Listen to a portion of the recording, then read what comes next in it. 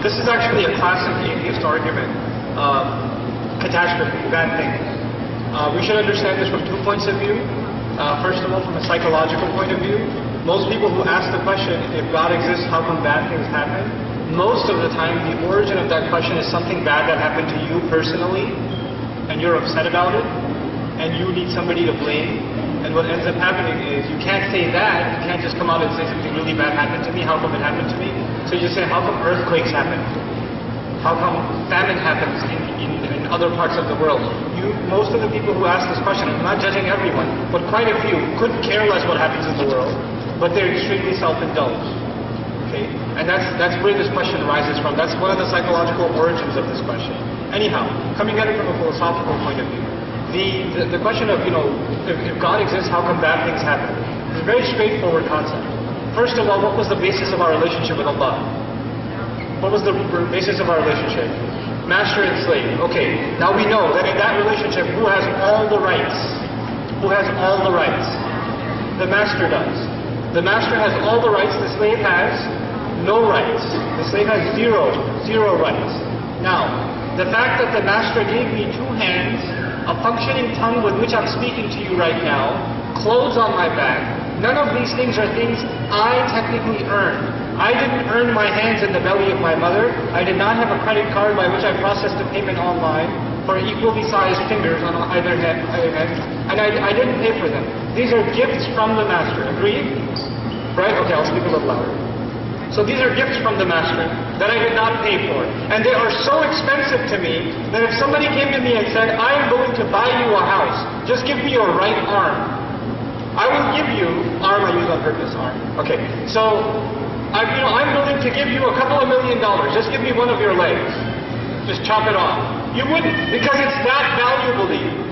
The wealth of the world is worth more to you than your nose, than your eyes. You wouldn't give them up for anything.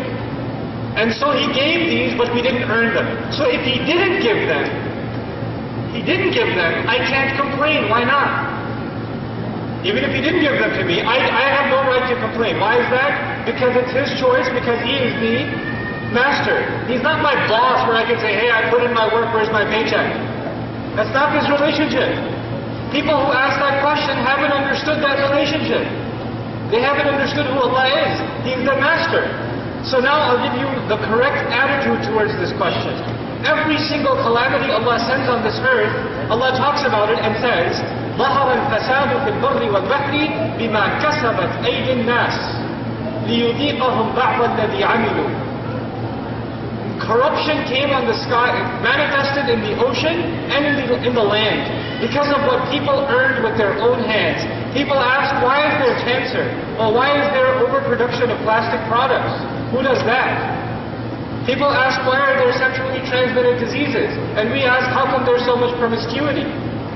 People ask, how come there's so much murder and or famine? Why is there famine and drought in some parts of the world? And we ask, how come there are countries in this world, including our own, that has enough produce, farm produce, in excess here, that is burnt every year, that could feed the entire planet over? So before you say, why is there famine, and question God, God gave every single ability we have in our disposal to deal with the problems that face us. We bring about those problems ourselves. And Allah says, I only let you face those problems so you can get some taste of the evil that you're doing. Some taste of it. When do you get the full taste of it? Judgment Day. Right now, whatever catastrophes happen, it's a small taste of it. And even these catastrophes, we don't call them punishment in Islam. You know that? We do not call them punishments. We call them tests. We call them tests. And the purpose of a test is to give you a grade. And after you get your grade, you pass and fail. This world is not about passing or failing. This world is about being tested. The next world is about succeeding and failing. That's what the next world is about. That's in brief the response to that question. It lies in our understanding of who the master is, first and foremost.